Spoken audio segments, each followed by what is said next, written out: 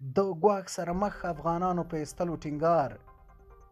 ګواښ سره مخ افغانان باید زر تر زره وایستل سي. امریکا وایي قطر دې له کابله الوتنې پیل کړي. ستا نو په دې هیله چې روغ جوړ وي. د افغانستان د لوی څارنوالۍ یو څارنوال وایي چې له امنیتي ګواښونو سره مخ دي.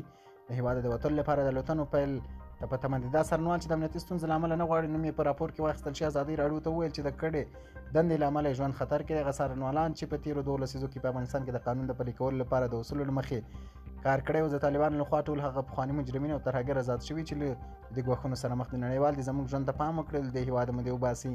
دا غوښتنې داسې مهال چې طالبان پرونده شنبه ناوخته د افغانستان مزار شریف ښار کې د 40 کسانو د نیولو خبر ورکړی چې د دوی په خبره غوښتل د هوا له لارې په ناقانونه توګه له افغانستانه ووځي.